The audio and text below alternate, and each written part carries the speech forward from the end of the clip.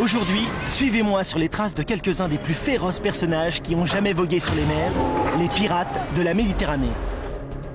À côté de ces brutes assoiffées de sang, croyez-moi, les pirates des Caraïbes ont l'air d'enfants de cœur.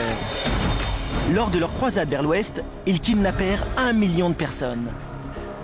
À la recherche de la vérité, part aujourd'hui sur leurs traces. Nous allons nous intéresser à leurs armes de mort et nous visiterons en Afrique du Nord leur sinistre cachot aujourd'hui déserté. C'est la fin de leur voyage ici? Oui. Nous découvrirons 2 bateaux pirates qui reposent aujourd'hui au fond de la mer Méditerranée. Ce sont les premiers du genre qu'on découvre. À la recherche de la vérité, je ne reculerai devant rien.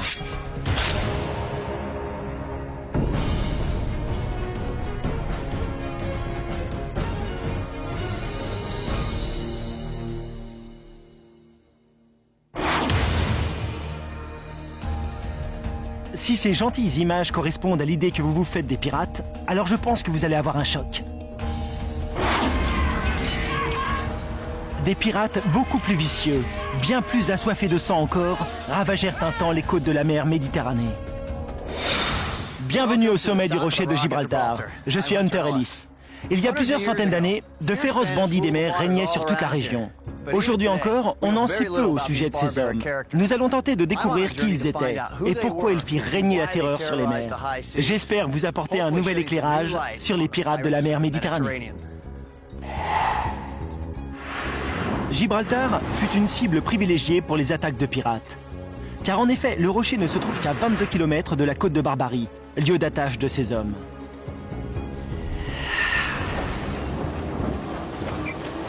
Le plus célèbre de ces pirates fut Barbarossa, encore appelé Barbe Rouge.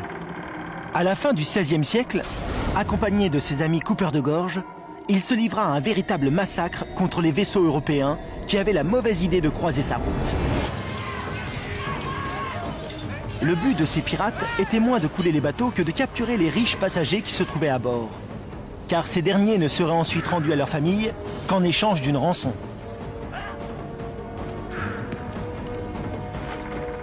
Ainsi, de riches marchands voyageaient-ils vêtus de haillons, espérant de cette manière échapper au kidnapping. Barbarossa régna ainsi sur les mers jusqu'au début du XVIe siècle. Mais le pire était encore à venir. Plus tard, un sultan marocain tyrannique s'empara du pouvoir et éleva la piraterie à un niveau de dépravation encore jamais atteint. La sauvagerie de Moulay Ismail donna naissance à l'empire pirate le plus sophistiqué de toute l'histoire. Mais qu'est-ce qui motiva ces attaques contre les marins européens?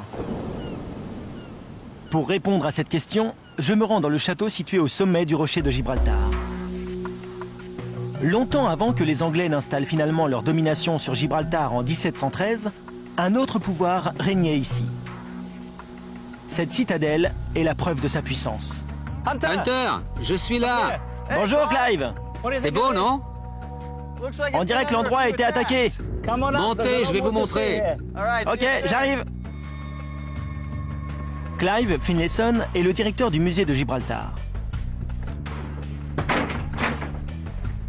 Selon lui, cet ancien château nous éclaire sur les motivations des pirates dans leur croisade contre l'Occident.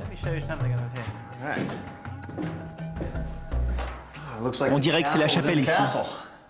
Observez davantage. Regardez ces arches. J'ai déjà vu ce type d'arche dans des mosquées. En effet, beaucoup de gens oublient que les musulmans ont dominé cette région pendant environ 800 ans. 800 ans? C'est presque aussi long que l'Empire romain. Oui, c'est long, c'est très long. Nous avons ici un exemple typique de ce que faisaient les chrétiens lorsqu'ils prenaient un lieu, ils le convertissaient. Nous sommes donc ici dans une ancienne mosquée convertie en chapelle. Quand les musulmans arrivèrent? Ils arrivèrent d'Afrique en 711. C'étaient des Berbères d'Afrique du Nord ainsi que des Arabes. Ils traversèrent toute l'Espagne en seulement quelques mois.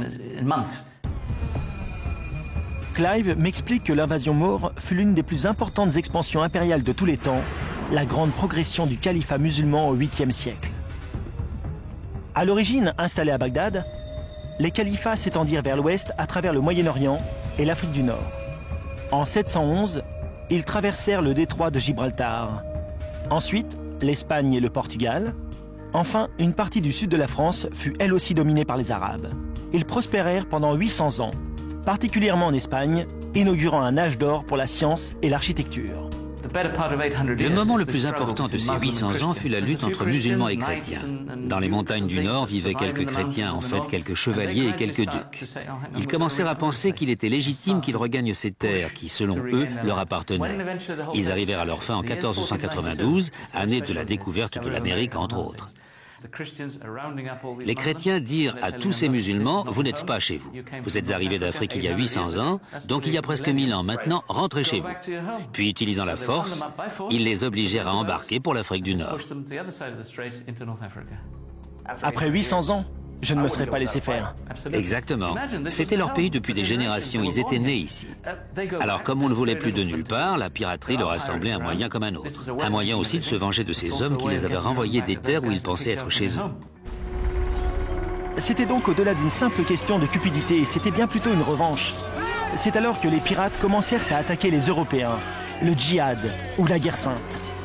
Un mot que l'on connaît encore aujourd'hui. Donc, on sait désormais que des pirates avaient des motivations. Mais où trouver les preuves qu'ils étaient devenus ces bandits des mers sanguinaires? Le découvrir sera ma prochaine mission. Apparemment, ce ne sera pas simple. Bien qu'ils régnèrent sur les mers pendant près de 4 siècles, aucun de leurs vaisseaux n'a encore été découvert. Je me trouve sur le port de Gibraltar. Nous nous préparons pour une plongée à 30 mètres de profondeur au fond de la baie. Darren Fa est le directeur adjoint du musée de Gibraltar. Il souhaite nous faire partager une découverte qu'il a faite avec son équipe non loin du port. Géraldine Finlayson, une collègue de Darren, nous rejoint. Elle s'occupe d'archéologie marine. Bonjour, on plonge ensemble aujourd'hui? Oui, en effet. Je vous présente Géraldine. Bonjour Géraldine, enchanté. Alors, on fait quoi? Nous allons plonger sur un site où nous avons découvert tout un ensemble de canons posés sur le sable avec leurs munitions. Vous avez donc déjà travaillé sur le projet? Oui, nous y travaillons depuis quelque temps. C'est une découverte intéressante. Nous ne savons pas encore s'il s'agit des restes d'un naufrage. Alors il nous faut y retourner, prendre des mesures, tout répertorier. Si jamais il s'avère que c'était bien un naufrage, alors cela promet d'être passionnant. Je suis impatient. Je comprends. Bon, il nous reste pas mal de travail. On y va. Ok.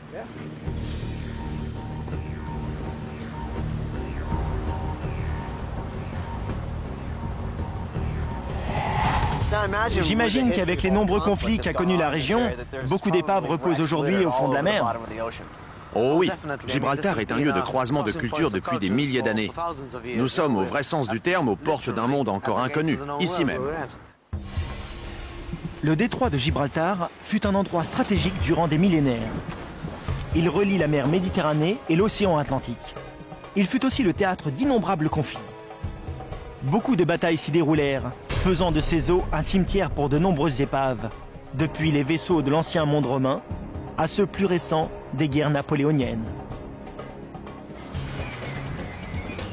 Mais je suis plus particulièrement à la recherche du Shebeck. C'est un vaisseau léger, rapide, facile à manier et donc très apprécié des pirates de Barbarie. C'est un peu comme de chercher une aiguille dans une botte de foin. Trouver un Shebeck parmi tant d'autres épaves ne va pas être une chose aisée. Mais commençons par jeter un œil aux découvertes de Darren.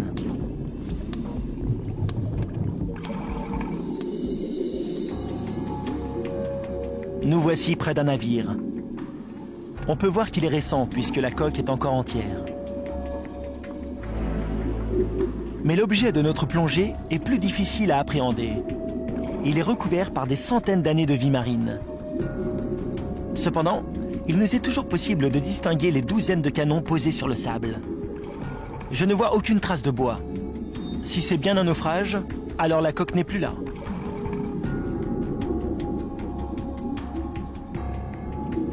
Darren et Géraldine souhaitent effectuer un certain nombre de mesures. Nous allons commencer par relever les cotes exactes du champ archéologique. Il mesure environ 20 mètres de long. Cela ne correspond pas tout à fait à la taille supposée d'un Shebeck. Mais comme il ne reste plus de coque, il est assez difficile d'imaginer à quoi ressemblait le bateau. Quant au nombre de canons, cela reste un mystère. Je vais avoir beaucoup de questions à poser à Darren et Géraldine.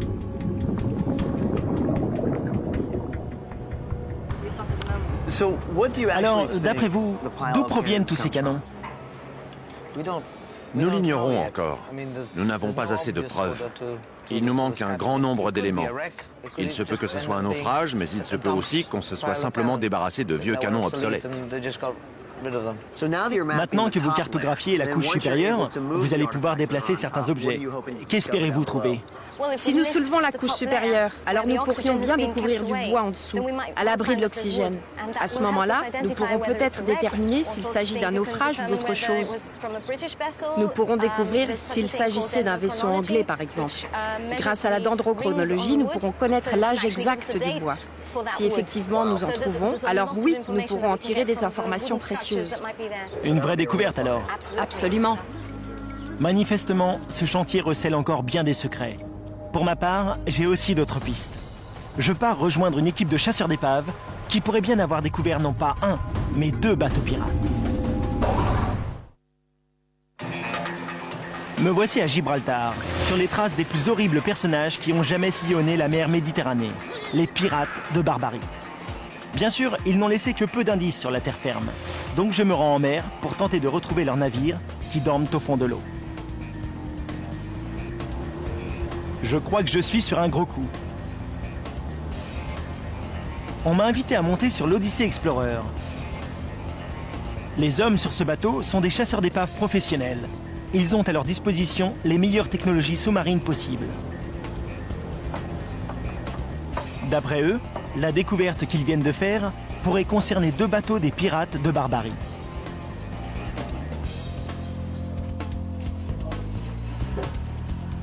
Me voici à bord pour y rencontrer Greg Stem. Bonjour Greg. Bonjour. Il est le cofondateur de Odyssey Marine Exploration. Dites-moi, votre équipe est tombée sur une mine. Est-ce que vous pouvez m'en dire un peu plus? Est-ce en rapport direct avec les pirates de Barbarie? Eh bien, nous avons trouvé 2 épaves dans cette zone. Nous sommes situés à l'est de l'Espagne, juste au nord du Maroc, précisément la région où les pirates ont sévi. Le genre d'endroit idéal pour s'emparer d'un vaisseau marchand. Est-ce que les objets trouvés sur place sont en lien avec la piraterie? Ces embarcations ressemblent à ce qu'on appelle des shebeks, des bateaux de pirates. La toute première découverte du genre? À ma connaissance, personne n'en a encore jamais trouvé de semblable. Le problème majeur dans leur identification, c'est qu'on ne dispose d'aucun document qui décrive de manière précise un shebek. La position des canons, par exemple. Greg m'explique que ces 2 bateaux ont sombré dans les flots il y a 300 ans. Depuis lors, ils reposent à 800 mètres de fond. Puis, ils sombrèrent dans l'oubli jusqu'à ce qu'en 2005, l'Odyssey Explorer navigue juste au-dessus d'eux. Son sonar a repéré les épaves. Et c'est alors que Zeus est entré en action. Cet engin a ouvert de toutes nouvelles perspectives dans le domaine des recherches sous-marines. Zeus a commencé par explorer le fond de la mer, pour ensuite transmettre à la surface de fabuleuses images en haute définition.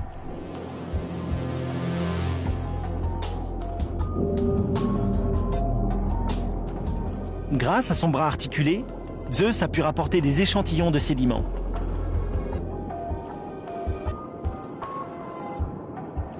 Il a aussi effectué des mesures et il a remonté un grand nombre d'objets. Il a entre autres rapporté aux archéologues des canons ainsi que des poteries parfaitement conservées que l'on a pu dater de la fin du XVIIe siècle, l'âge d'or de la piraterie. Mais un indice en particulier a amené Greg à la conclusion que ces bateaux, trouvés au fond de la mer, pourraient bien être de véritables shebeks. Nous étions à la recherche d'une chose bien précise, à savoir un bateau équipé de 2 paires de canons. Une à l'avant, une autre à l'arrière. Ces bateaux étaient conçus pour naviguer très vite, soit afin de pourchasser d'autres embarcations en leur tirant dessus, soit au contraire afin de fuir des assaillants. Cette configuration est assez remarquable sur un navire. Les hommes capturés, les esclaves, se trouvaient au centre du bateau. Le gros navire marchand restait à la merci du vent tandis que le shebek poursuivait sa route et le rattrapait sans mal. Il suffisait ensuite de monter à l'abordage, car le but n'était pas de couler le bateau, mais bien de l'arraisonner.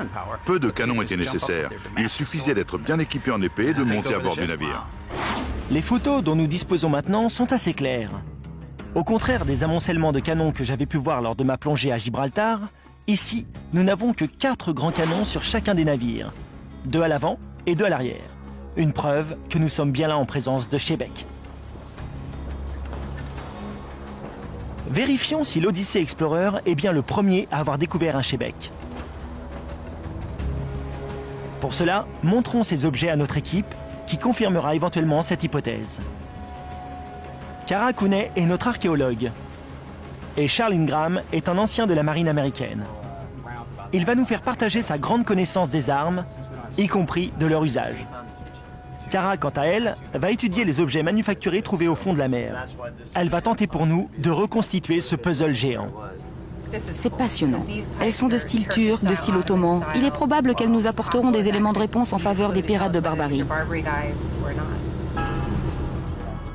Même si leur intérêt est indéniable, ces objets ne constituent pas une preuve suffisante que les bateaux appartenaient à des pirates. Par contre, ils ont certainement pu appartenir à des marchands arabes. Pendant que Kara et Charles poursuivent leur travail, je retourne à Gibraltar. Je dois y découvrir un autre vestige de l'époque des pirates. Direction le rocher pour retrouver Bob Davis. Pourquoi me faire venir ici? Je souhaitais vous montrer un lieu où l'influence qu'ont eu les pirates est bien visible. Mais nous ne sommes pas encore arrivés au sommet. Il reste un bon bout de chemin. J'en ai bien peur, oui. Faites attention aux singes. Ils sont partout. Oui. Belle vue, non? Époustouflante. Quand le mur fut-il construit? Eh bien, ce mur a été érigé en réponse à un événement particulier. Il faut savoir que la ville de Gibraltar fut pillée par des pirates le 8 septembre 1540. Une attaque très dévastatrice. Une partie de la population fut chassée et la ville complètement vidée. Il y a eu des viols et les églises furent détruites. Après cela, les habitants de la ville implorèrent le roi Charles V de faire quelque chose pour les protéger. C'est pourquoi il a fait bâtir ce mur. En 1540, les pirates de Barbarie dévastèrent ces côtes, mettant tout à sac, kidnappant des douzaines de personnes en échange de rançons et en tuant des centaines d'autres. Depuis lors, les habitants de Gibraltar vécurent dans une angoisse permanente. Car les pirates pouvaient débarquer n'importe quand. Ce mur, de 9 mètres de hauteur et de 400 mètres de longueur, fut une tentative désespérée pour stopper les raids. Les habitants de la ville vivaient avec l'angoisse constante de voir les pirates débarquer à nouveau. Ils souffraient de ce que certains appellent la peur de l'horizon. Alors, ce mur fut-il efficace? Eh bien, c'est un grand mur. Manifestement, il empêcha un certain nombre d'incursions ou d'attaques. La ville, mais la ville seulement, d'après ce que l'on sait, n'a plus subi les raids des pirates. Mais pour les habitants qui vivaient de la pêche ou bien de l'agriculture? La menace persistait, en effet. Ces gens, les pirates, débarquaient tous les ans. Chaque été, ils écumaient les côtes espagnoles, car elles restaient très tentantes pour eux. Et ils débarquaient par milliers, année après année, tous les étés, ils revenaient à la charge. Mais où vivaient-ils, ces pirates? Tout près d'ici, en réalité. Là-bas, vous voyez de l'autre côté, c'est l'Afrique. Là-bas? C'est l'Afrique. Vous savez, c'était un combat pour la foi qui se jouait. D'un côté, les pirates étaient musulmans, de l'autre, les Espagnols étaient chrétiens. Une bataille permanente avait lieu pour le contrôle des esprits et des cœurs. Mais les victimes n'étaient pas seulement les villages côtiers. Aucun bateau européen n'était en sécurité sur la Méditerranée. Au total, durant les siècles qui suivirent, plusieurs milliers de navires furent les victimes de ces hommes sanguinaires. Mais aucun pirate ne fut plus puissant qu'un célèbre sultan qui en fit une entreprise lourde de plusieurs millions de dollars. L'équipe de la recherche de la vérité parcourt les côtes de la mer Méditerranée afin de comprendre comment des pirates musulmans inaugurèrent une époque de terreur en Europe. J'ai décidé de suivre Bob Davis au Maroc pour visiter cette ville dont les pirates de Barbarie étaient originaires. Cette ville s'appelle Salé. Elle est située non loin de l'actuelle capitale, Rabat.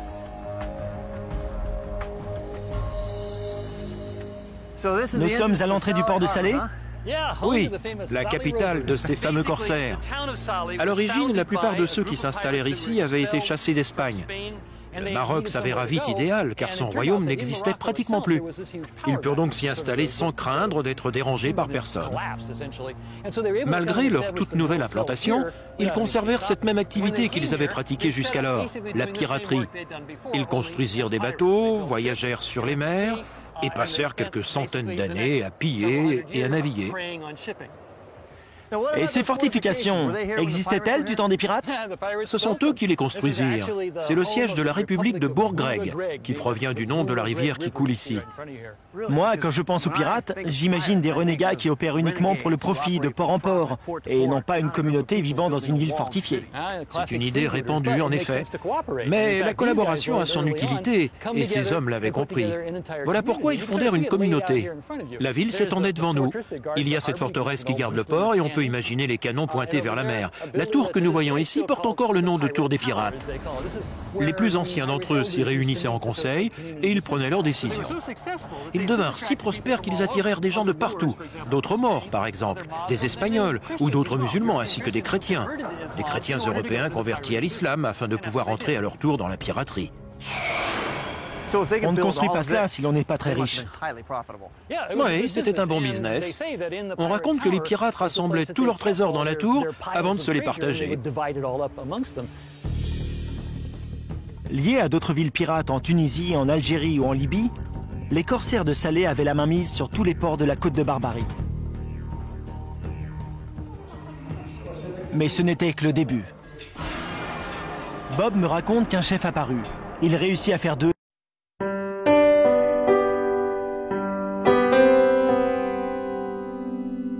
les plus riches criminels du monde. Afin d'en apprendre davantage sur cet homme, rendons-nous dans une ville située à 130 km de Salé. Bienvenue à Meknès. Durant l'âge d'or des pirates de Barbarie, c'était la plus grande ville du Maroc, et même de toute l'Afrique du Nord. Je suis ici car on m'a appris que cette ville était à l'origine de la fortune des pirates. Et c'est ici à Meknès que vivait leur célèbre bienfaiteur.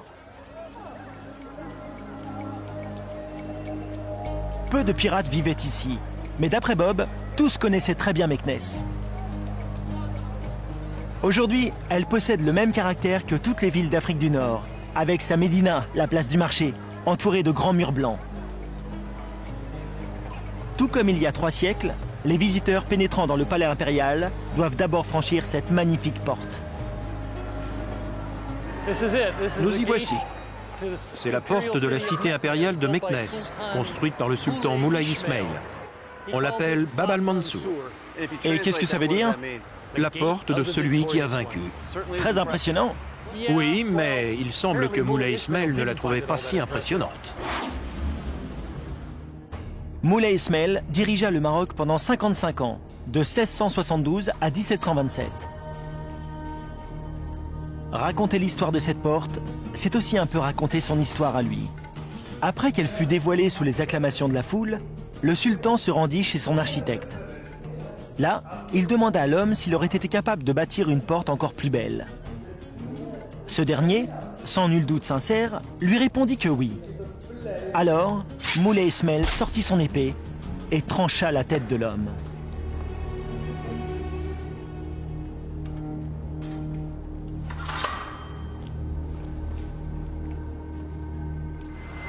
C'est en tout cas ce que raconte la légende. Mais elle nous en dit long sur la personnalité du sultan Moulay Ismail. C'est-à-dire, ce fut, dit-on, l'homme qui unifia le Maroc par l'épée.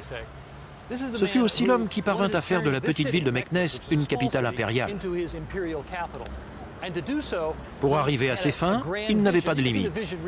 On en a une idée ici. Son souhait était même de construire un palais plus vaste que le palais de Versailles. Afin de bâtir et de faire fonctionner sa capitale impériale, Ismail aura besoin d'une grande armée, d'esclaves et de serviteurs. C'est alors qu'il a une idée. Il utilisera les services des pirates de Barbarie qui accompliront les méfaits à sa place. Et très vite, on vit les corsaires de Salé parcourir les mers pour capturer autant d'Européens que possible. Ils étendirent leurs exactions très loin sur le continent. On raconte qu'ils allèrent même kidnapper des hommes et des femmes jusqu'en Scandinavie. Mais pourquoi étaient-ils si efficaces? Nous voici de retour sur l'Odyssée Explorer. Kara étudie les objets collectés au fond de la mer. Elle semble notamment avoir identifié 2 armes. Charles se penche lui aussi sur le problème. Il se rend au centre médiéval au Danemark. Il y rencontre Benerson Little, un spécialiste faisant autorité dans le domaine des techniques d'attaque pirate. Un cimetière. Pourquoi est-il courbé ainsi? Je n'ai jamais compris. C'est pour faciliter l'entaille. Quand vous frappez les tissus, particulièrement les tissus souples, il vous faut en plus tirer la lame vers vous afin d'entailler. Regardez, la lame est tranchante. Si je frappe la paume de ma main, il n'y a pas de blessure, pas de sang. Mais si je tire, alors je me coupe. Cette lame incurvée permet de couper naturellement en frappant, sans prendre la peine de tirer. Waouh! C'est une arme assez efficace. Tout en brandissant leur cimeterre, les pirates de Barbarie menèrent des raids à travers les villages d'Europe, envoyant leurs captifs au Maroc. Cependant, c'était surtout en mer que l'on pouvait redouter leurs armes. La plus redoutable d'entre elles prenant l'apparence de vulgaires poteries. Car il faut savoir qu'elles étaient remplies de puissants combustibles. Et Jens Christiansen, lui, en connaît la recette. Eh bien voici. Oh, la fameuse poterie. Cette recette provient d'un guide sur la pyrotechnie médiévale publié en 1540. L'idée dans cette technique n'est pas de provoquer une explosion, mais d'allumer un incendie en jetant la poterie contre un bateau, par exemple. C'est le principe de l'utilisation du napalm qu'on connaîtra dans la guerre moderne. Pour cette recette, nous avons besoin de salpêtre, de soufre, de graisse de porc et enfin de poudre. L'essence de térébenthine est elle aussi un produit inflammable. Voici un autre ingrédient important, le schnapps. Du schnapps, vraiment? D'accord. Bon, est-ce qu'il y a un moment où cela devient hasardeux à manipuler? Quand on y met le feu. Ah oui, logique. Vous voyez qu'il brûle de l'intérieur. Oui, je comprends. La préparation était faite à l'avance. Elle était probablement conservée directement dans les poteries, sans doute refermées par un couvercle de parchemin. Et enfin, elles étaient embarquées. Ce pot contient environ 20 fois la quantité de combustible que Jens vient d'enflammer. Voyons ce que cela peut donner. Comment les pirates s'y prenaient-ils? En gros, on envoie l'engin sur le pont de l'autre bateau et cela provoque l'incendie. Vous l'envoyez et vous enflammez le vaisseau adverse.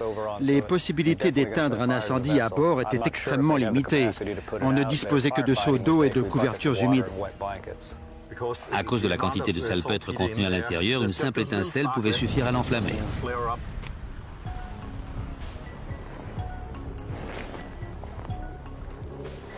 Pas d'explosion.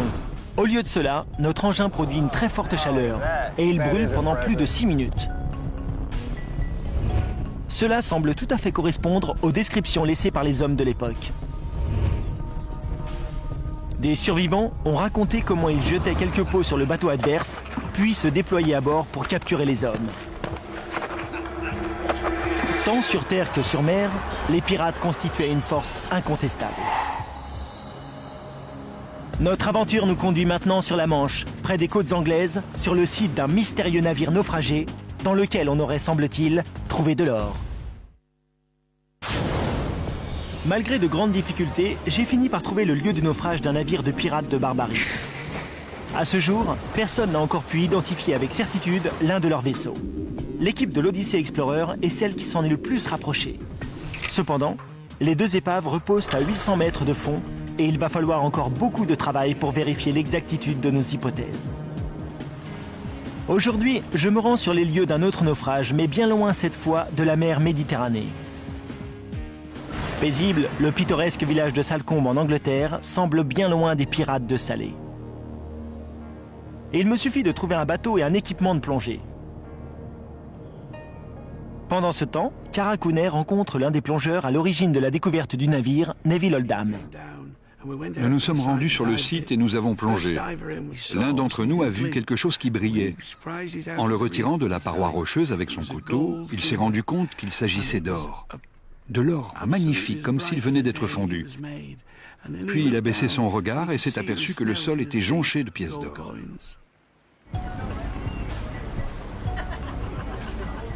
L'or est désormais au British Museum, mais Neville m'explique que les canons, eux, sont toujours au fond de la mer. Nous allons plonger. Il repose à peu de distance d'une plage qui, curieusement, s'appelle la plage des Morts. Vous voyez la côte qui fait face au lieu du naufrage? Ils vont plonger dans cette zone-ci, près des canons. Ces zones marquées en rouge figurent les endroits où les pièces d'or ont été retrouvées. Ici et là. Mais elles ont toutes été retirées. Nous voici sur la zone. Il est temps de braver les profondeurs froides de la Manche. On est plutôt bien tout de suite. Mais dans 5 minutes, cette eau britannique... Mon Dieu, ça va être glacial. Amusez-vous bien, d'accord? Je saurai où vous êtes.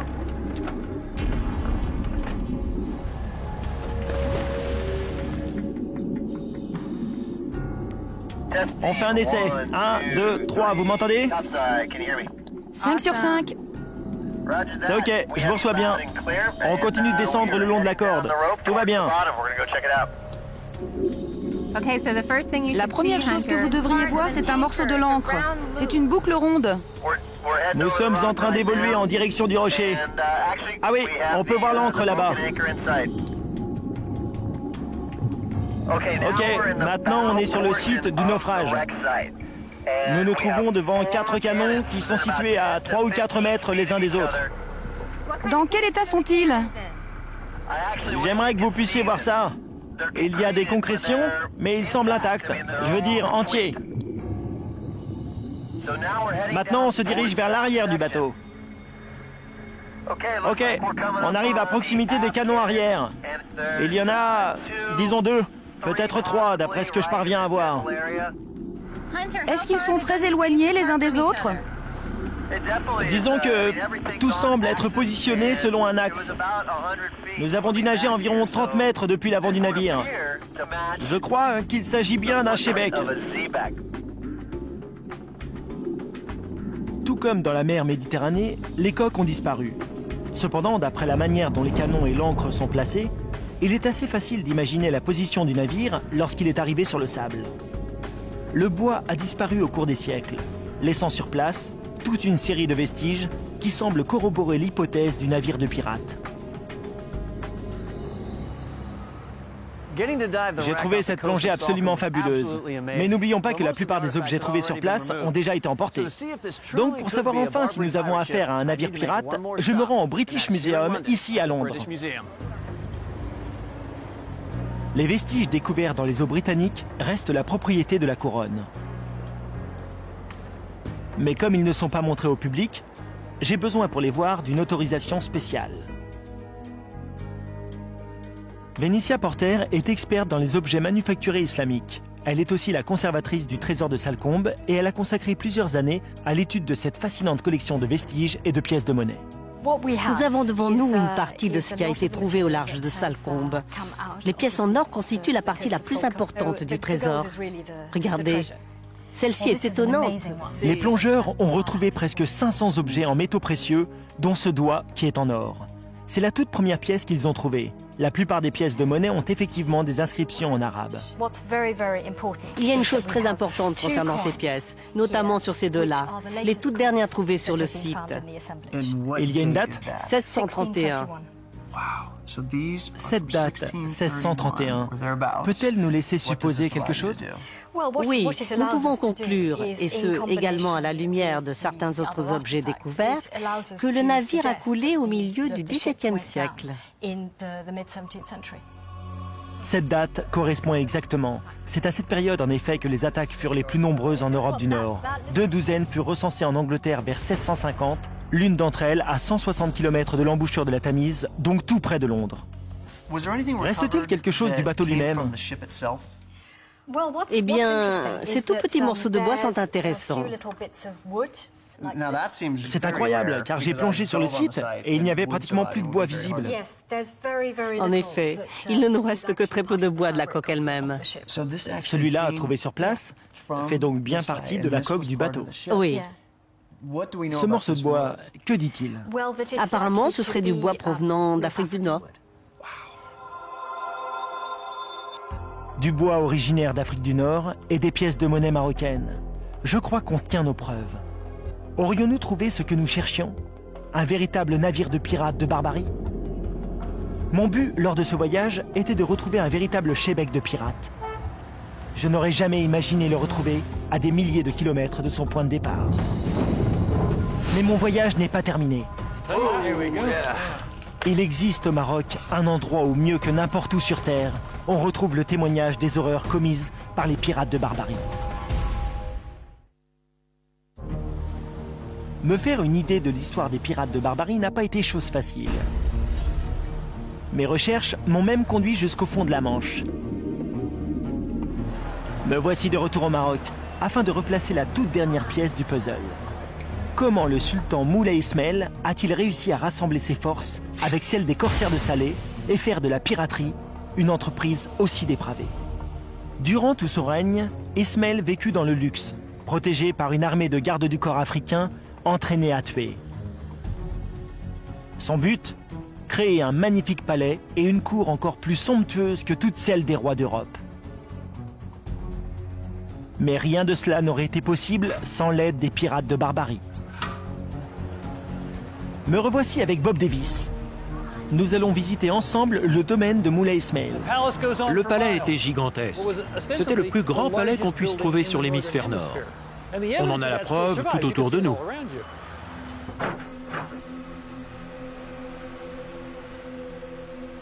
Bob commence par me faire visiter un vaste quartier du palais. Je suppose alors qu'il s'agit des appartements privés du sultan. Ici, en fait, c'était pour ses chevaux. Environ 20 salles comme celle-ci servaient d'écurie et de réserve de nourriture pour les chevaux. Cela vous donne une idée de la taille de ce palais. Vous imaginez un peu à quoi il pouvait ressembler? En fait, il n'est pas facile de se faire une idée précise car le palais a subi un tremblement de terre en 1755. Cependant, même dans son état actuel, on se rend compte qu'il était gigantesque.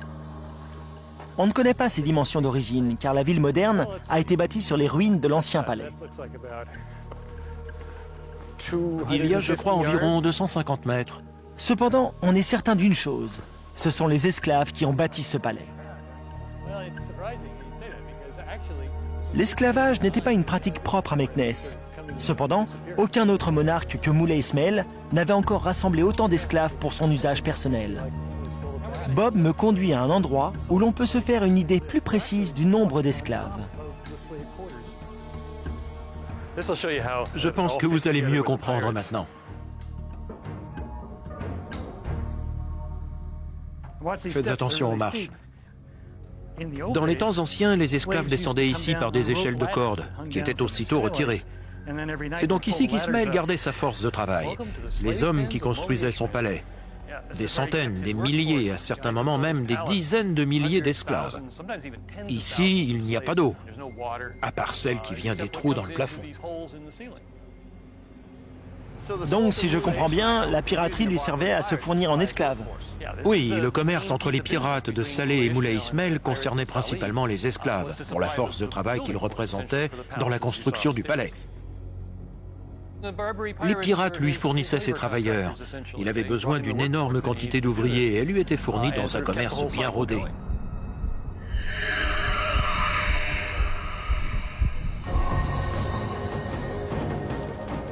C'est afin de toujours fournir Ismaël en main-d'œuvre que les pirates mirent sur pied des attaques d'un genre nouveau. Ils organisèrent des centaines de raids sur la mer Méditerranée ainsi que le long de la côte atlantique. Et cela dans un seul but, capturer le plus grand nombre possible d'esclaves blancs.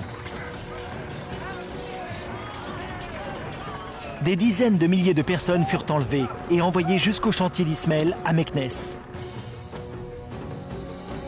Moulay Ismail prenait un plaisir particulier à inspecter ses esclaves. Il demandait aux gardiens de lui amener les nouveaux arrivants jusqu'à son pavillon privé tout au fond du palais. Ismail exigeait que parmi les prisonniers, il y ait des hommes militaires ou bien de riches marchands, car ces hommes lui servaient de monnaie d'échange. Les pauvres, mais susceptibles de travailler dur, étaient condamnés à l'esclavage. Des jeunes femmes pouvaient entrer dans le harem privé du sultan. Les pirates pouvaient recevoir l'équivalent d'une année de salaire pour la capture d'un charpentier ou d'un artisan confirmé. Ainsi, on comprend aisément pourquoi ils devinrent très riches. On estime qu'il aurait fait travailler ainsi plus de 50 000 chrétiens dans son palais. Bien entendu, les pirates dérobaient des bijoux, ou bien de l'or. Mais avant tout, il leur fallait des hommes. Il leur arrivait aussi de les capturer à terre. Mais ils s'attaquaient en priorité aux navires transportant des hommes, puisque c'était là leur principale source de revenus. Donc, pour tous ces hommes capturés par les pirates, cet endroit représentait la fin du voyage. Eh bien oui. L'esclavage devint un business très important à Meknès. Ismaël dirigeait son affaire avec beaucoup d'intelligence. Les geôliers pouvaient infliger des punitions suffisamment douloureuses, de sorte que les esclaves courbaient l'échine la plupart du temps. Afin que vous vous rendiez mieux compte, je pensais qu'on pourrait vous faire partager une petite expérience.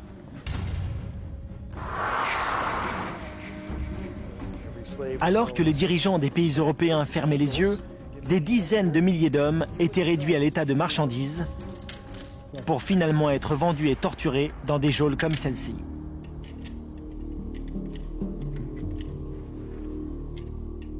Vous vous rendez compte du poids de ces chaînes? Elles pouvaient peser 20 ou 30 kilos, parfois même 45. Et ils devaient les garder. Voilà, on y est presque. Plus qu'une et ce sera bon. L'horreur de ces prisons et les traitements qu'on y subissait étaient connus de toute l'Europe chrétienne.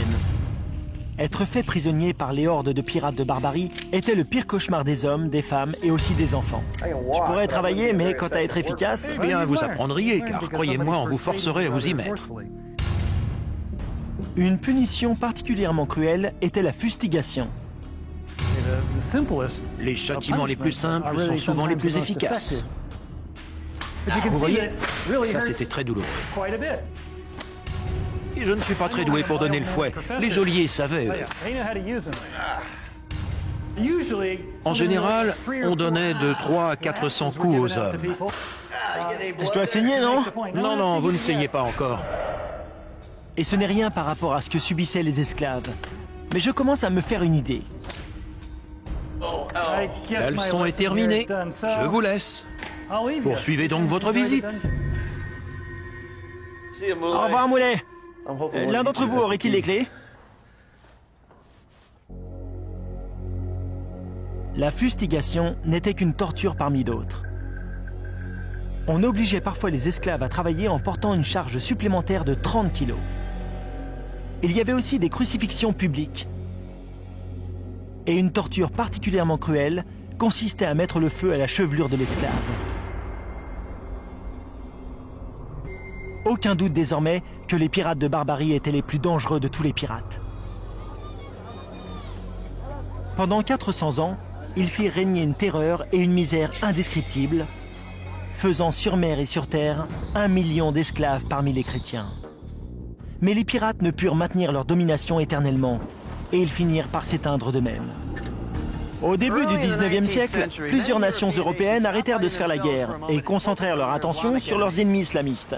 Ils améliorèrent leur flotte navale et commencèrent à coloniser la côte de Barbarie, et les pirates n'eurent plus d'endroit où aller. Peu à peu, la piraterie disparut et plus personne n'en entendit parler. Il ne nous reste aujourd'hui comme témoignage que quelques épaves reposant au fond des mers, ainsi que les ruines de leurs geôles, tout au nord de l'Afrique.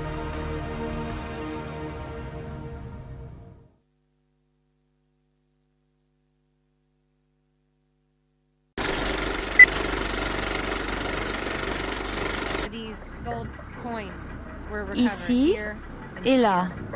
Mais elles ont toutes été retirées. Nous voici sur la zone. Il est temps de braver les profondeurs froides de la Manche. On est plutôt bien tout de suite. Mais dans 5 minutes, cette eau britannique... Mon Dieu, ça va être glacial. Amusez-vous bien, d'accord? Je saurai où vous êtes.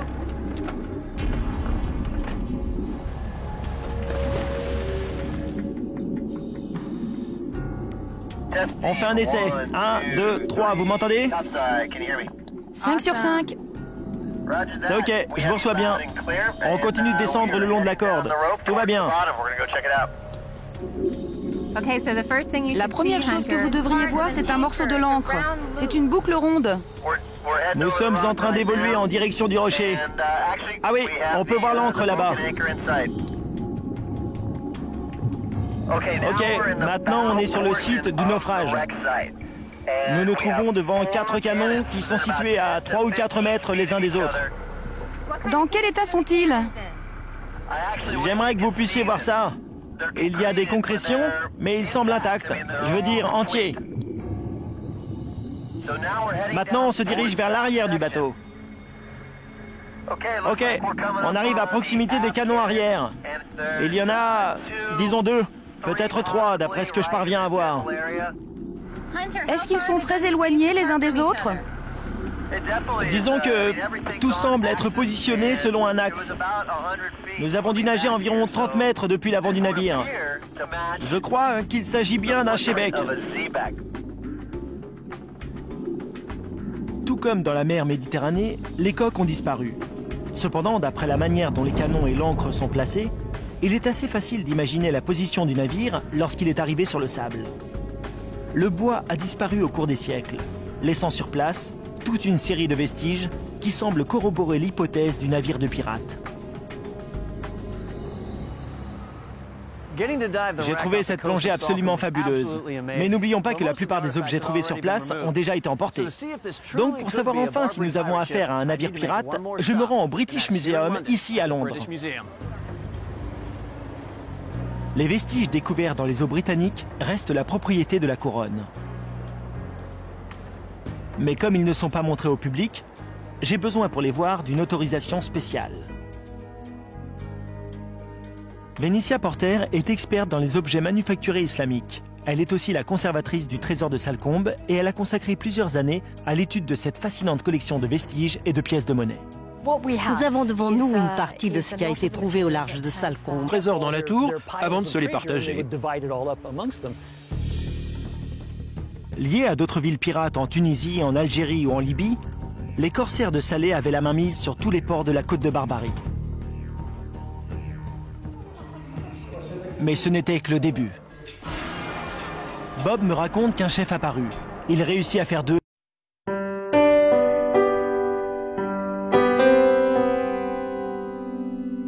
les plus riches criminels du monde. Afin d'en apprendre davantage sur cet homme, rendons-nous dans une ville située à 130 km de Salé. Bienvenue à Meknès.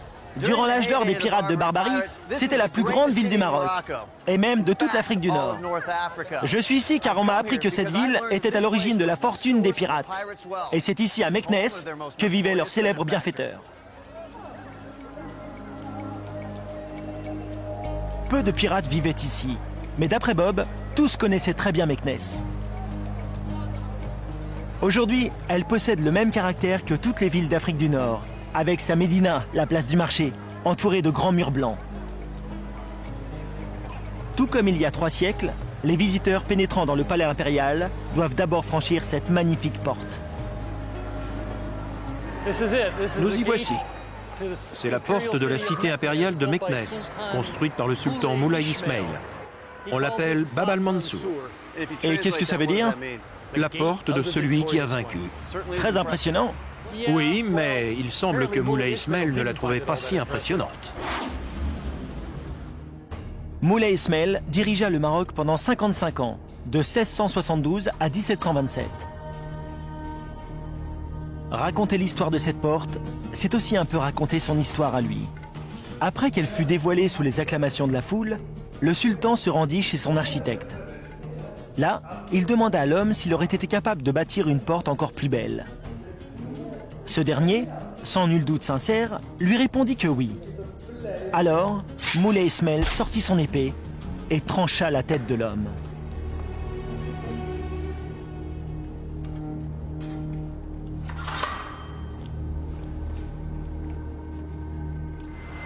C'est en tout cas ce que raconte la légende. Mais elle nous en dit long sur la personnalité du sultan Moulay Ismail. C'est-à-dire? Ce fut, dit-on, l'homme qui unifia le Maroc par l'épée. Ce fut aussi l'homme qui parvint à faire de la petite ville de Meknès une capitale impériale. Pour arriver à ses fins, il n'avait pas de limite. On en a une idée ici. Son souhait était même de construire un palais plus vaste que le palais de Versailles.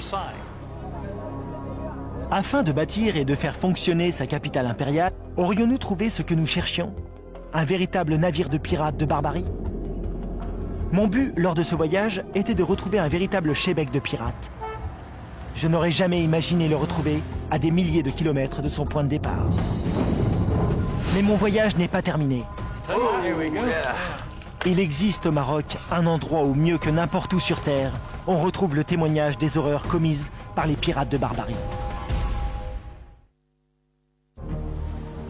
Me faire une idée de l'histoire des pirates de Barbarie n'a pas été chose facile. Mes recherches m'ont même conduit jusqu'au fond de la Manche. Me voici de retour au Maroc, afin de replacer la toute dernière pièce du puzzle. Comment le sultan Moulay Ismail a-t-il réussi à rassembler ses forces avec celles des corsaires de Salé et faire de la piraterie une entreprise aussi dépravée? Durant tout son règne, Ismail vécut dans le luxe, protégé par une armée de gardes du corps africains entraînés à tuer. Son but? Créer un magnifique palais et une cour encore plus somptueuse que toutes celles des rois d'Europe. Mais rien de cela n'aurait été possible sans l'aide des pirates de Barbarie. Me revoici avec Bob Davis. Nous allons visiter ensemble le domaine de Moulay Ismail. Le palais était gigantesque. C'était le plus grand palais qu'on puisse trouver sur l'hémisphère nord. On en a la preuve tout autour de nous.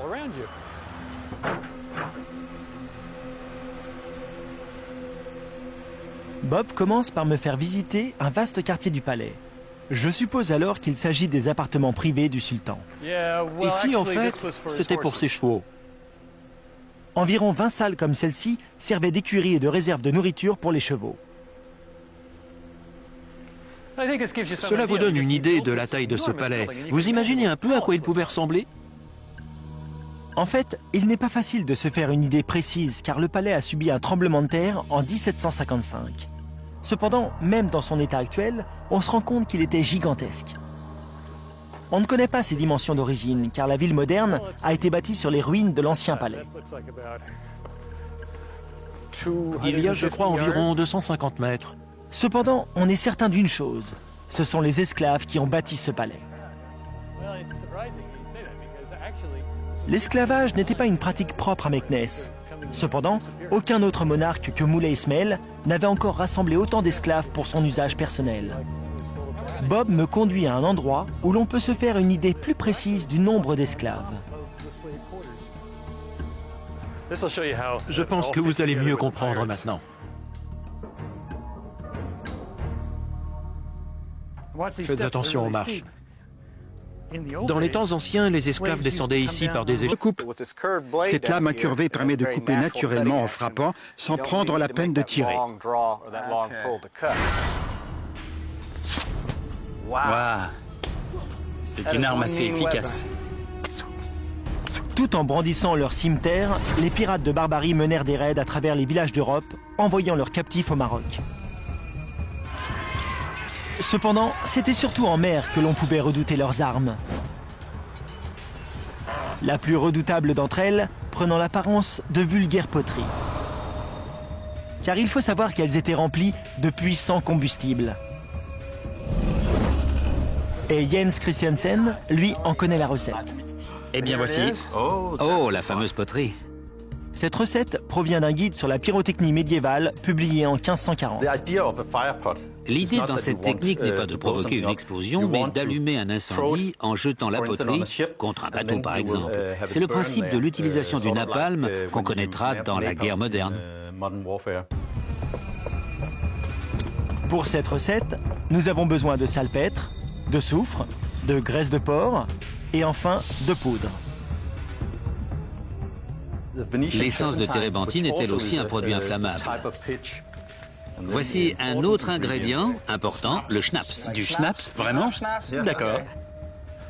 Bon, est-ce qu'il y a un moment où cela devient hasardeux à manipuler? Quand on y met le feu. Ah oui, logique. Vous voyez qu'il brûle de l'intérieur. Oui, je comprends. La préparation était faite à l'avance.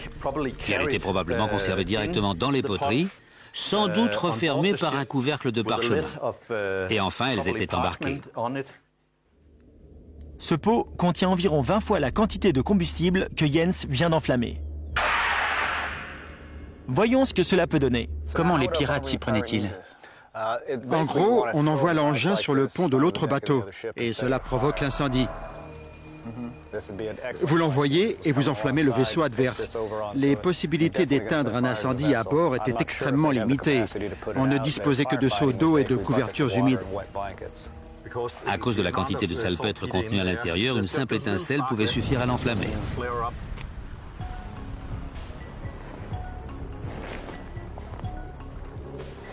Pas d'explosion. Au lieu de cela, notre engin produit une très forte chaleur et il brûle pendant plus de 6 minutes. Cela semble tout à fait correspondre aux descriptions laissées par les hommes de l'époque. Des survivants ont raconté comment ils jetaient quelques pots sur le bateau adverse, puis se déployaient à bord pour capturer les hommes. Tant sur terre que sur mer, les pirates continuent à Meknès. Durant l'âge d'or des pirates de Barbarie, c'était la plus grande ville du Maroc, et même de toute l'Afrique du Nord. Je suis ici car on m'a appris que cette ville était à l'origine de la fortune des pirates. Et c'est ici à Meknès que vivait leur célèbre bienfaiteur. Peu de pirates vivaient ici, mais d'après Bob, tous connaissaient très bien Meknès. Aujourd'hui, elle possède le même caractère que toutes les villes d'Afrique du Nord, avec sa médina, la place du marché, entourée de grands murs blancs. Tout comme il y a 3 siècles, les visiteurs pénétrant dans le palais impérial doivent d'abord franchir cette magnifique porte. Nous y voici. C'est la porte de la cité impériale de Meknès, construite par le sultan Moulay Ismail. On l'appelle Bab al-Mansour. Et qu'est-ce que ça veut dire? La porte de celui qui a vaincu. Très impressionnant. Oui, mais il semble que Moulay Ismail ne la trouvait pas si impressionnante. Moulay Ismail dirigea le Maroc pendant 55 ans, de 1672 à 1727. Raconter l'histoire de cette porte, c'est aussi un peu raconter son histoire à lui. Après qu'elle fut dévoilée sous les acclamations de la foule, le sultan se rendit chez son architecte. Là, il demanda à l'homme s'il aurait été capable de bâtir une porte encore plus belle. Ce dernier, sans nul doute sincère, lui répondit que oui. Alors, Moulay Ismail sortit son épée et trancha la tête de l'homme.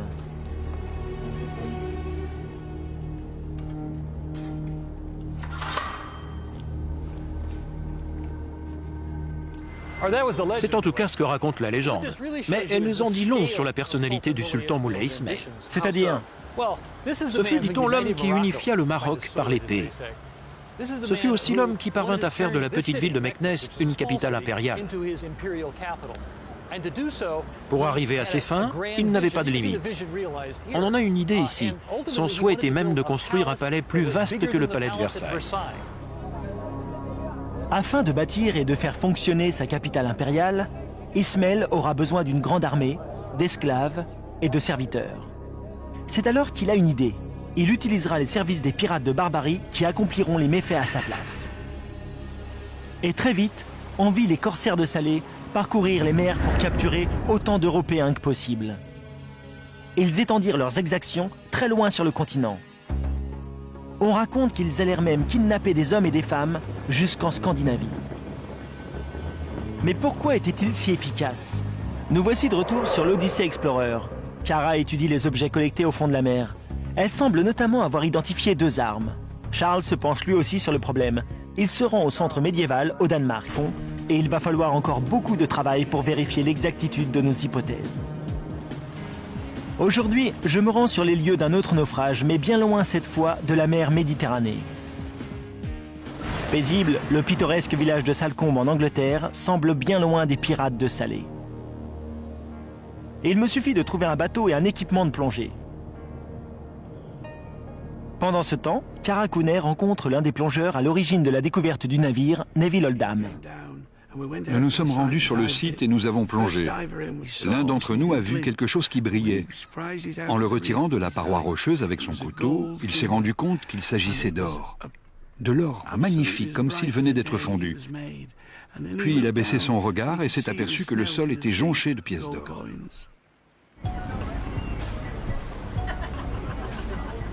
L'or est désormais au British Museum, mais Neville m'explique que les canons, eux, sont toujours au fond de la mer. Nous allons plonger.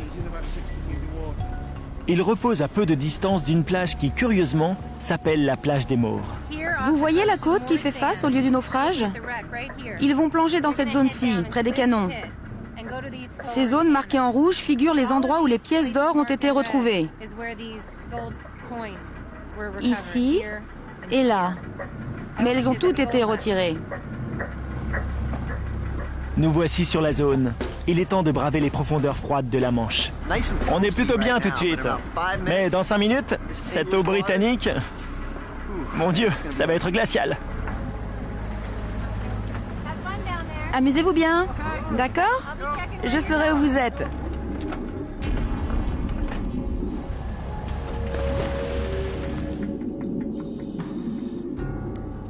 On fait un essai. 1, 2, 3, vous m'entendez? 5 sur 5. C'est ok, je vous reçois bien. On continue de descendre le long de la corde. Tout va bien. La première chose que vous devriez voir, c'est un morceau de l'encre. C'est une boucle ronde. Nous sommes en train d'évoluer en direction du rocher. Ah oui, on peut voir l'encre là-bas. Ok, maintenant on est sur le site du naufrage. Nous nous trouvons devant 4 canons qui sont situés à 3 ou 4 mètres les uns des autres. Dans quel état sont-ils? J'aimerais que vous puissiez voir ça. Il y a des concrétions, mais ils semblent intacts. Je veux dire entiers. Maintenant, on se dirige vers l'arrière du bateau. Ok, on arrive à proximité des canons arrière. Il y en a, disons 2, peut-être 3, d'après ce que je parviens à voir. Est-ce qu'ils sont très éloignés les uns des autres? Disons que tout semble être positionné... Sultan Moulay Ismail. C'est-à-dire... Ce fut, dit-on, l'homme qui unifia le Maroc par l'épée. Ce fut aussi l'homme qui parvint à faire de la petite ville de Meknès une capitale impériale. Pour arriver à ses fins, il n'avait pas de limite. On en a une idée ici. Son souhait était même de construire un palais plus vaste que le palais de Versailles. Afin de bâtir et de faire fonctionner sa capitale impériale, Ismaël aura besoin d'une grande armée, d'esclaves et de serviteurs. C'est alors qu'il a une idée. Il utilisera les services des pirates de Barbarie qui accompliront les méfaits à sa place. Et très vite, on vit les corsaires de Salé parcourir les mers pour capturer autant d'Européens que possible. Ils étendirent leurs exactions très loin sur le continent. On raconte qu'ils allèrent même kidnapper des hommes et des femmes jusqu'en Scandinavie. Mais pourquoi étaient-ils si efficaces? Nous voici de retour sur l'Odyssée Explorer. Kara étudie les objets collectés au fond de la mer. Elle semble notamment avoir identifié 2 armes. Charles se penche lui aussi sur le problème. Il se rend au centre médiéval au Danemark. Il y rencontre Benerson Little, un spécialiste faisant autorité dans le domaine des techniques d'attaque pirate. Un cimeterre. Pourquoi est-il courbé ainsi? Je n'ai jamais compris. C'est pour faciliter l'entaille. Quand vous frappez les tissus, particulièrement les tissus souples, il vous faut en plus tirer la lame vers vous afin d'entailler. Regardez, la lame est tranchante. Si je frappe la paume de ma main, il n'y a pas de blessure, pas de sang. Mais si je tire, alors je me coupe. Cette lame incurvée permet de couper naturellement en frappant sans prendre la peine de tirer. Wow. C'est une arme assez efficace. Tout en brandissant leur cimeterre, les pirates de Barbarie menèrent des raids à travers les villages d'Europe, envoyant leurs captifs au Maroc. Cependant, c'était surtout en mer que l'on pouvait redouter leurs armes. La plus redoutable d'entre elles prenant l'apparence de vulgaires poteries. Car il faut savoir qu'elles étaient remplies de puissants combustibles. Et Jens Christiansen, lui, en connaît la recette. Eh bien voici. Oh, la fameuse poterie. Cette recette provient d'un guide sur la pyrotechnie médiévale publié en 1540. L'idée dans cette technique n'est pas de provoquer une explosion, mais d'allumer un incendie en jetant la poterie contre un bateau, par exemple. C'est le principe de l'utilisation du napalm qu'on connaîtra dans la guerre moderne. Pour cette recette, nous avons besoin de salpêtre, de soufre, de graisse de porc et enfin de poudre. L'essence de térébenthine est elle aussi un produit inflammable. Voici un autre ingrédient. Je souhaitais vous montrer un lieu où l'influence qu'ont eu les pirates est bien visible. Mais nous ne sommes pas encore arrivés au sommet. Il reste un bon bout de chemin. J'en ai bien peur, oui. Faites attention aux singes. Ils sont partout. Oui. Belle vue, non? Époustouflante. Quand le mur fut-il construit? Eh bien, ce mur a été érigé en réponse à un événement particulier. Il faut savoir que la ville de Gibraltar fut pillée par des pirates le 8 septembre 1540. Une attaque très dévastatrice. Une partie de la population fut chassée et la ville complètement vidée. Il y a eu des viols et les églises furent détruites. Après cela, les habitants de la ville implorèrent le roi Charles V de faire quelque chose pour les protéger. C'est pourquoi il a fait bâtir ce mur. En 1540, les pirates de Barbarie dévastèrent ces côtes, mettant tout à sac, kidnappant des douzaines de personnes en échange de rançons et en tuant des centaines d'autres. Depuis lors, les habitants de Gibraltar vécurent dans une angoisse permanente. Car les pirates pouvaient débarquer n'importe quand. Ce mur, de 9 mètres de hauteur et de 400 mètres de longueur, fut une tentative désespérée pour stopper les raids. Les habitants de la ville vivaient avec l'angoisse constante de voir les pirates débarquer à nouveau. Ils souffraient de ce que certains appellent la peur de l'horizon. Alors, ce mur fut-il efficace? Eh bien, c'est un grand mur. Manifestement, il empêcha un certain nombre d'incursions ou d'attaques. La ville, mais la ville seulement, d'après ce que l'on sait, n'a plus subi les raids des pirates. Mais pour les habitants qui vivaient de la pêche ou bien de l'agriculture? La menace persistait, en effet. Ces gens, les pirates, débarquaient tous les ans. Chaque été, ils écumaient les côtes espagnoles, car elles restaient très tentantes pour eux. Et ils débarquaient par milliers, année après année, tous les étés, ils revenaient à la charge. Mais où vivaient-ils, ces pirates? Tout près d'ici, en réalité. Là-bas, vous voyez de l'autre côté, c'est l'Afrique. Là-bas? C'est l'Afrique.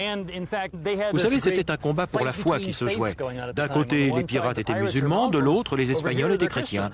Une bataille permanente avait lieu pour le contrôle des esprits et des cœurs.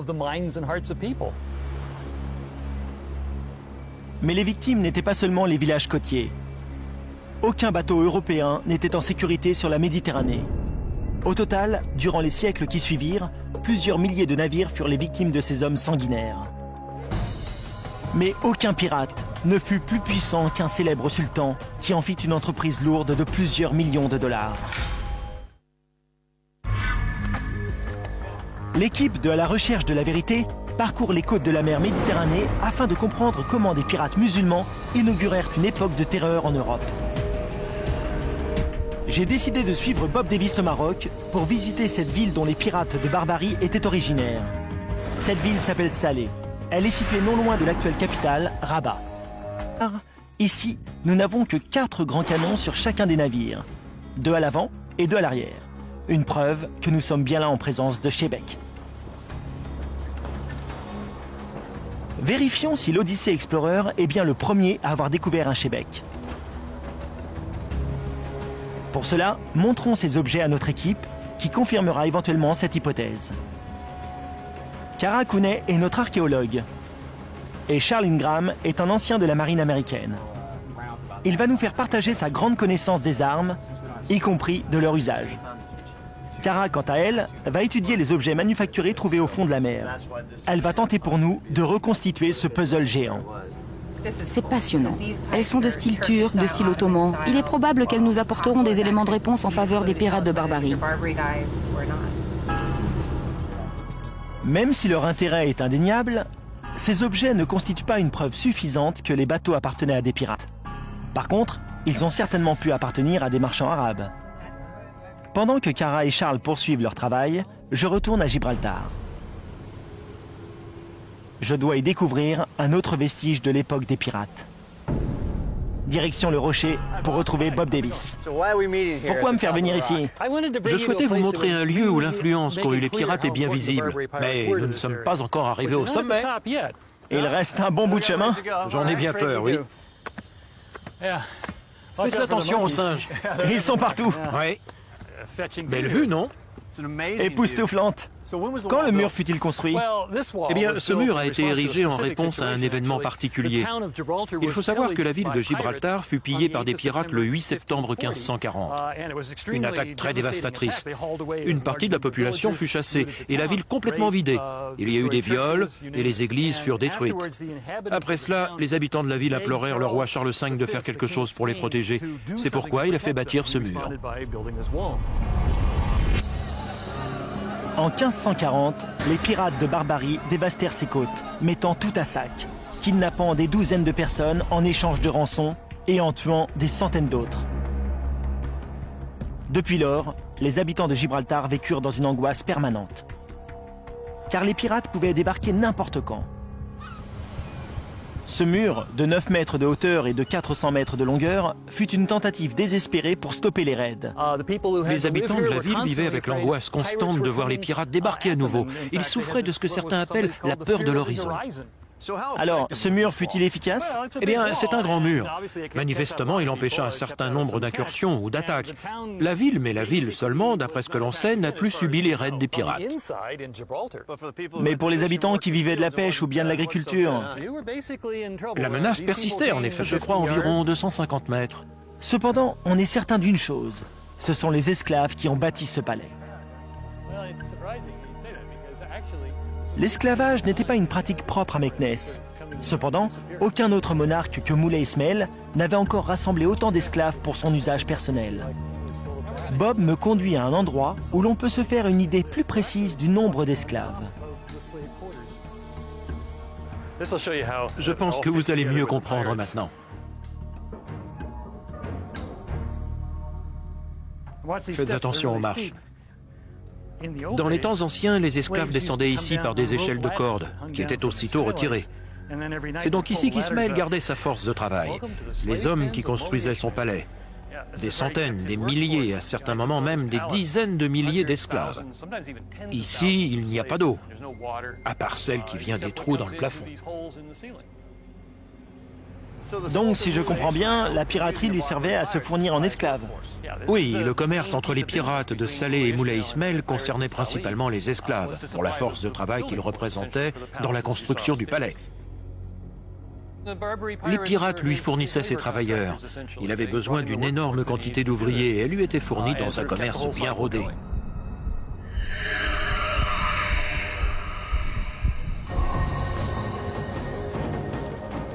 C'est afin de toujours fournir Ismaël en main-d'œuvre que les pirates mirent sur pied des attaques d'un genre nouveau. Ils organisèrent des centaines de raids sur la mer Méditerranée ainsi que le long de la côte atlantique. Et cela dans un seul but, capturer le plus grand nombre possible d'esclaves blancs. Des dizaines de milliers de personnes furent enlevées et envoyées jusqu'au chantier d'Ismaël à Meknès. Moulay Ismail prenait un plaisir particulier à inspecter ses esclaves. Il demandait au gardien de lui amener les nouveaux arrivants jusqu'à son pavillon privé, tout au fond du palais. Ismail exigeait que parmi les prisonniers, il y ait des hommes militaires ou bien de riches marchands, car ces hommes lui servaient de monnaie d'échange. Les pauvres, mais susceptibles de travailler dur, étaient condamnés à l'esclavage.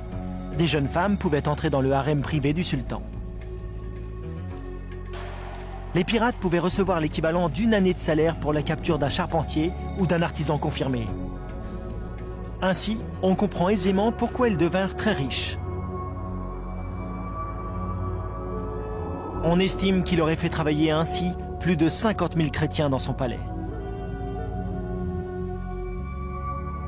Bien entendu, les pirates dérobaient des bijoux, ou bien de l'or. Mais avant tout, il leur fallait des hommes. Il leur